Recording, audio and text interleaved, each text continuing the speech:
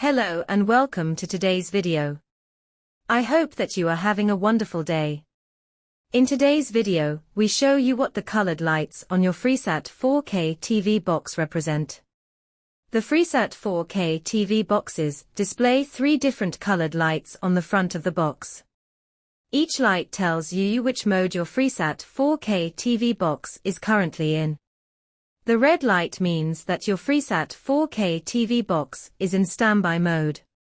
The purple light means that your Freesat 4K TV box is transitioning between standby and on. The blue light means that your Freesat 4K TV box is turned on. If there is no light showing on the front of your set-top box, this means there is no power going to your box. If there is no light displaying on your box, this may indicate that the power adapter is not connected properly.